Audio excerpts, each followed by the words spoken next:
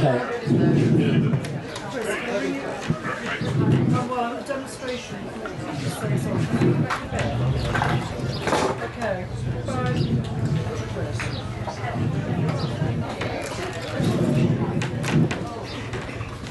Right, I think we're going to have a back into box. Yeah.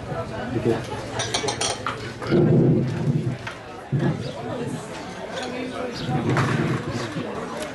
Do we have a red forward round there? Ben, please.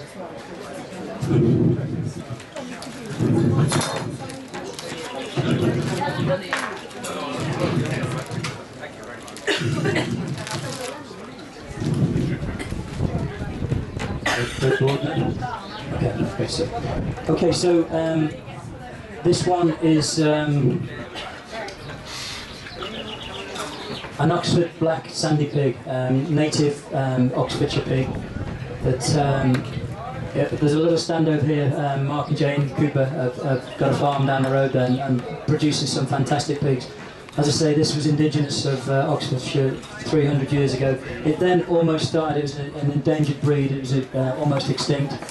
And there's lots of growers now, lots of farmers who've picked up this breed and are starting to recreate it. There's 29 really strong herds all over the place now, mainly in Oxfordshire. Okay. So what we're going to do, I've taken the belly because if you take all of the prime cuts of everything as well, in this economy, you need to be looking at something that's cheaper to buy as well. So you've got a pig belly here, basically. We've got a shoulder and a pig belly. But this one is the belly, okay? We've taken the skin off it, and we need to marinate that up. Okay, we're going to keep that skin because everybody likes the crackling, okay? The flavours that we're going to get into this, as well as the verbena and apples, we're going to bring some garlic and ginger, a little bit of chilli and some lemongrass into this as well. Okay, so we're going to just pack those flavours up and marinate it, okay?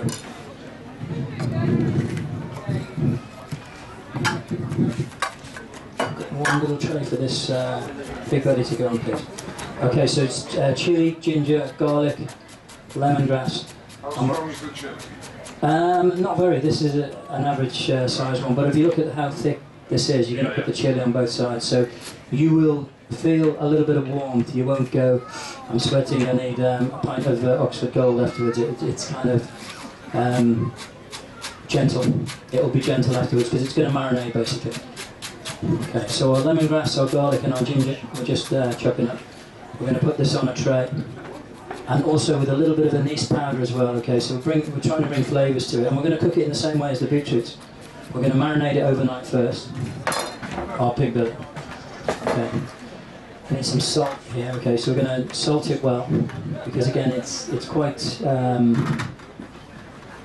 a thick piece, and there's lots of fat as well. So with the fat, you do need quite a bit of salt, and also the anise powder, which is great flavour. So if you think about all of these flavours happening here with the apples and the lemon verbena, you start to make a dish. Okay, so we put some of this on the base, put our pig belly on top. The salt on there is going to draw out the juice of the pig, which is going to marry with all of these flavours. Okay, so we would then leave that in the fridge overnight, cling filmed or vacuum packed, like this, and away we go. Okay. We're then going to put it in a bag, and we do the same process where we steam it again. And I've got one here that's with the marinade on. When we're down the road in Oxfordshire there with lots more people, we'll actually grind those down to a paste and put the paste onto the pork belly. Okay, and this is cooked for 17 hours at 68 degrees. Okay, but again, I didn't want to ask you to come back tomorrow, so we're doing it live. So what we've done one before, and it's cooked in the bag like this. Okay, when we take it out of the bag, you're going to see those same ingredients that have been pasted. The difference between the one I've just done and this, it's been ground in a machine again, but to set up a machine over here wouldn't be great. You can smell straight away. You open that bag, bosh. And what I love about cooking in bags, and it's fairly modern techniques, is you lose no flavour whatsoever. Okay. Now, gentleman rightly pointed out there. Thanking you. Okay, taking a around. How strong is the chilli going to be? We're actually going to cut that bit off because it's okay. So it's penetrated. So we're just going to trim that up so it's nice and neat. Okay. Okay, so you'll end up with a lovely neat piece of pig belly. And again, with pig belly, you don't want to eat too much because there's a lot of fat in there as well. So you saw the raw belly a few minutes ago, and this is the cooked one. It's been 17 hours, so it's really, really tender. Okay, it's really cold now, so as you heat it up, it's gonna change. So just gonna pop that in a pan to start rendering down. Okay, so that is our pig belly. And then, does anybody like crackling with the pig? Okay. Okay, fantastic. Well, these days you can here today. So what are we going to do with this flabby old bit of skin? You know, what are we going to do with this? Yeah, exactly. What I've got one here that again we did yesterday. We've taken the pig back belly and we've marinated it up. We've then rolled it. Okay, really tight. There's lots of salt on there. There's anise powder, and then we roll it and score it. We take majority of the fat, but can you see that thing at the end there, that little Catherine wheel, curly whirly thing happening there? That's what we're doing with that. Okay, we would then freeze that, cling film it and freeze it. Now, you need to imagine now that we've got a little slicing machine, and that's actually frozen, but guess how they end up? Okay. We then take those and put them through the oven, 170 for 14 minutes. And you'll end up with, if I can find it, one of these. Okay, so nothing is wasted. So we've got a lovely crisp, and as I say, we've got 35 guys down the road with nothing to do all day but make little things like this. Okay, so that's what we do. So we make crackling out of the pig skin. We haven't wasted it, and so that's what we do. That's one form of the crackling. So you end up with these lovely little pieces. Okay. Okay. But again, to show you the freezing process, the slicing process, and the cooking process, it's too long to you'd be bored. Okay. So the other thing we've got on this dish is a shoulder of the Cooper's pork, and I've taken the actual shoulder is about so big. Okay. The arm of the pig is roughly the same size as me. You know, I haven't been called that before, but quite a few times. Okay. So I've taken the muscle of the pig. We've taken one muscle, okay, because it breaks down into about 8 or 9 muscles. And again, we're going to cook it in the bag. This is steamed and it's cooked. And we put it actually into a shrink bag. But if you see all of the jelly around there, this is the flavour that has come out of this pork. But it hasn't. You know, sometimes you take the phone call and the pig's overcooked and it's dry and it's all of those things. This avoids all of those things. So we've taken this, and again, this is an 18-hour process at 68 degrees. So we've gone from this to this, and it's a shrink bag technology, which actually, before you'd see the butcher standing there all day long tying it in knots, tying his knots, traditional skill. We put it in a bag, chuck it into boiling water, and this actually makes that shape for us. It's a specialised bag that will actually, as soon as I put this into boiling water, it will shrink it. So you'll end up with this. The bag shrinks, the plastic does it, so there's no string that you're going to find on your plate in the dining room, and you don't have to stand there all day picking it up. Okay. I've put some of these over on the Cooper's stand as well, so you get to meet Mark and Jane, so you can have a taste of these later on as well when we've done the dish. Okay. So that's the process. The shoulder is broken down into the individual muscle. It's cooked for 18 hours like this. And then we slice it into little pieces like this. Put some of the gravy around there. So I'm just going to warm some of that up. I need a little bit of water if we get some. A little bit of water, Ben, for me for this warming. And again, we don't want to evaporate the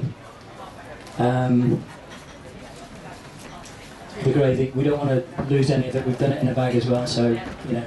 But again, we've gone through all of the process. Okay. You can see now and smell how this pig with those spices started to colour in the pan.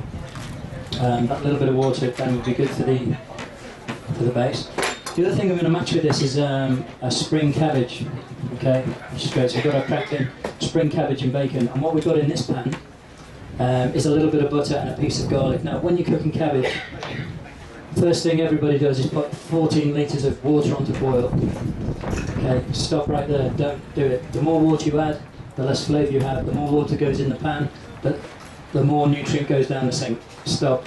Minimum amounts of water. I need some boiling water there, please. Yeah. Okay, so we can use it for this. Keep it going because we've got to warm this one up, and I need a little bit of moisture in the pan. That's great. Okay, so a high flame on that one. Okay, so and the garlic as well. We know in our house somebody always ends up with the garlic on their plate. This one piece of garlic is going to give great flavour to see. You're basically effectively making garlic butter there. Okay, so that is warmed up, but take the piece of garlic out at the end. I often forget and get in trouble at home. The other thing that the Brits like, and again it's come from the same pig as well. The bacon is for sale just across the way there from Cooper's. We've got a lovely bit of bacon now, streaky bacon. So I'm going to put some streaky bacon into the cabbage, so it's all getting very piggy on it, which is great. Okay, you can see the coloration now, and the smell from this from up here is great. You'll be able to smell this shortly. So we're getting a little bit of colour onto the normally pig belly. If you leave all the fat on, it can be a little bit afterwards. It's very fatty. That's why we've matched it with apple, which is tarty, and adding the lemon verbena, you've got some great flavours going on. Okay, so that's still in the pan. Then if you could open some those lovely little onions that we're going to put with us and put them in the pan at the same time. Okay, so our garlic is warmed in the butter. We're just going to slice our little bit of bacon and pop that in with the butter, and that's going to release the fat, the bacon flavours. So when we put our cabbage in, we're going to have something decent on the plate. You don't need too much, just a little bit there. Okay. Also, because we've got time, we make fresh black pudding every single week in Great Milton. I'm going to put a little bit of that on the plate as well, and I can see you're a black pudding man, I can see that. Okay. So I'm just going to slice a few pieces of black pudding here as well. So if you think of what's going on in this pan, we've got pig belly, pig shoulder, apples with lemon verbena, hopefully some of you have tasted those things, black pudding, spring cabbage and bacon on the plate as well. So already, I hope you're getting hungry. And when we're doing these demos, I always try and do one around lunchtime because everybody starts salivating and thinking, I would love to eat that. I would love to be eating that. Okay. Okay, so we're just sweating our butter, bacon, a little bit of garlic in there, and then we've chosen these beautiful little spring cabbages in season right now. So it's like a Punchi Prima cabbage is the brand or the variety. Okay, and you can do this in lots of different ways. You can have small julienne or little strips, or you can just leave it in pieces like this. And I think it's nice just in little pieces. Now remember what you did, or Granny did, or your Ma did, and put on a massive pan of water to cook this. Don't go there. Don't go there. Same as your sprouts that you start on Christmas Day at 6 in the morning. You know, by 3 o'clock, the flavour has permeated the whole street, and everyone's going, no more sprouts for one more year, we don't want them. Okay, so here, there's a lot more moisture in there because the fat from the pig is now rendered down into the butter.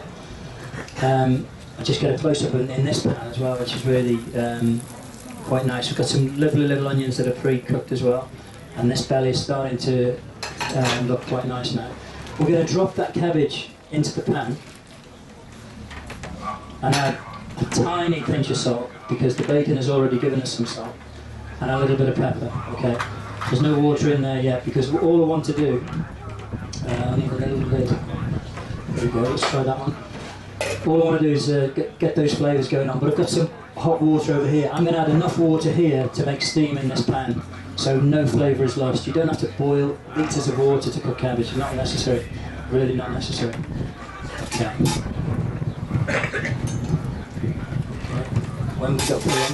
Okay, that's the colour. Okay. A little bit more colour on those, we're good. Okay, so cabbage is cooking away.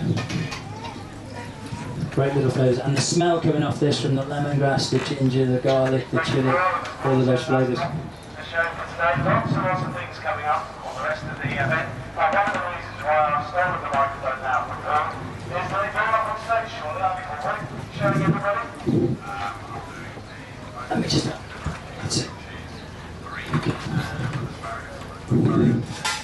Right, we'll take one plate down. Okay. That is such a horrible thing to do to me. So now, a little closer on this.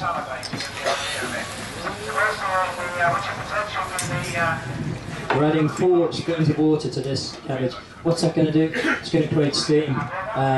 So rather than brown the cabbage or caramelise it in any way or carbonise it, even worse, you're just creating a little lovely bit of steam. Where is the nutrient? It's in the pot. It doesn't go down the sink when you're ready to serve. Okay, and if you can put that nutrient into your body, what's that going to do? Your beetroot, all of those nutrients. It's not just nutrients, it's flavour, and that is where we're looking at today. We're looking at those flavours. So whether it's starting the dish off with lemon verbena and infusing apples, you've got great flavours happening. And can we give a round of applause to the helpers today, please? You have so fantastic help here. Really great. Okay, so this cabbage is just wilting down now. We're almost ready.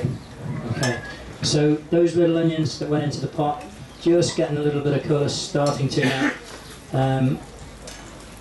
You can see our pig belly getting some good colour. Also now we're going to add our black pudding, all in the same pan. You don't have to go anywhere else with that as well.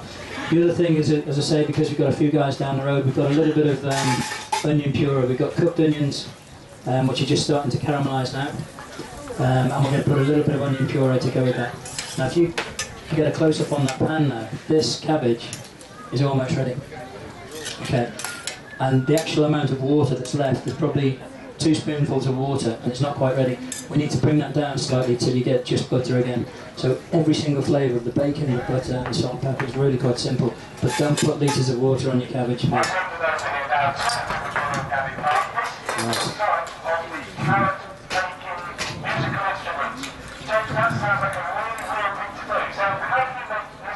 It is a really weird thing to do. Definitely a really weird thing to do. Okay. So, we've heated our pork shoulder. Remember this one, let's just recap. We cooked this one for ages. We've then taken this juice and made some gravy with it.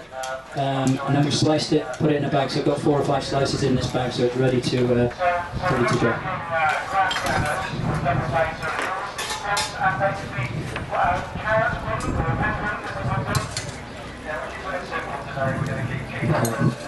And that's a lovely pork shoulder that's cooked for 18 hours really slowly, but it's a nice steak. Okay, so what have we got going on in these pans? Just a little game on that one.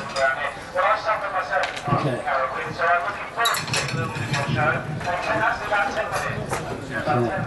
so we're ready to plate in about 2 minutes time from that. And now our cabbage, okay, it's absolutely gorgeous. I'm just going to sneak down there because this is the stuff that's great. If you just put your nose in, yeah, it looks gorgeous, but smell really great. There's a little bit of cabbage flavour, but you've got that garlic permeating, and the main thing is the bacon, the Cooper's pork that's in there, the local pork, which is fab. Okay, so that is ready to go. How much water is left in the pan? Nothing. We don't need it. We just need to. We're going to be draining that next. Okay, so that's why we spend so long in the kitchens all day, because we're smelling things like this all day. We've got those flavours, those smells, those tastes, and that's what makes this the best job in the world. It's absolutely brilliant. But remember, less water in your cabbage, please. So you've just got a pan of boiling water, and you add a little bit to it from the kettle. Doesn't matter, enough to make steam to just about cook it. Okay, I think we're ready to plate this one. Okay. So we're just going to drain that cabbage on a little towel from the end there. Yes. And there should be one little crispy crackling already. Yeah.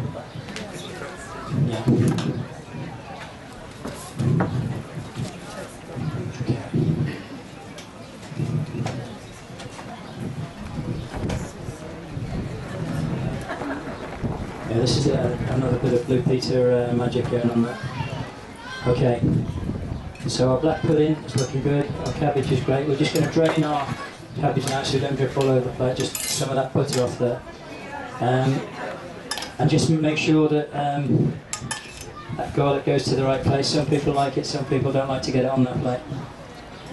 Just remove it at this stage. Okay. So we'll put some of our lovely cabbage down.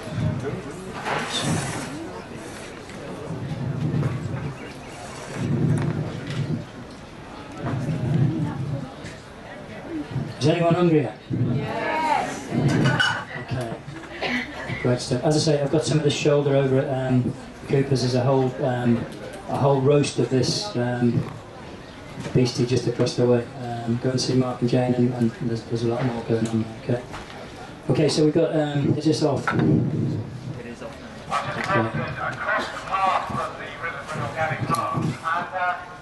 I needed it off. We're a great double act. We're a great double act, you see. Witness, as I say, Witness is famous for many things, including Ben and the Prime Minister. Okay, so what we have here is that beautiful pig belly. Not massive amounts of fat because we squared it off, we cut it all off. So you've got a beautiful piece of pig belly that we're going to put on the top there. And then a little bit of our apple puree just on the top. And the apple has been infused with that lemon verbena flavour that you had earlier on. We're going to put one of our lovely caramelised onions down. A little bit of apple puree.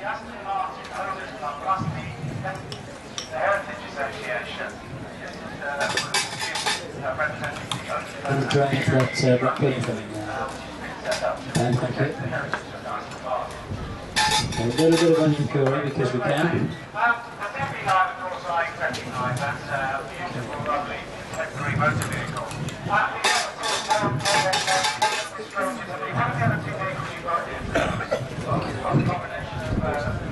And some of our, not forgetting we're going to bring our crackling back to the plate, okay? So just put a few of those around as well. And our pork shoulder now. How's that gravy? Is it reduced slightly? Yeah, great stuff. Okay. Great stuff. So there's that 18-hour cooked, slow cooked pork shoulder with the belly on the plate. And then we just need to put a few herbs on, a little bit of gravy around, and then we're done. We've got here some buckler sorrel as well, and sorrel is it's a little bit acidic. There's a little kick to it, which is quite lovely, and again works brilliantly with the apple. Okay, so you've got lovely flavours. And all we need to do there, I've got a close up of that. Okay, is add a little bit of the sauce, and we're done. So on the plate you've got your Cooper's sandy black pig, Oxfordshire sandy black pig, the braised shoulder, and the belly with the crackling, the cabbage, the black pudding, and that's it. That's our second dish today. So if you want to get a close up in there, if you can, that'd be great. That's our second dish. So I hope you've enjoyed that plate. Thank you.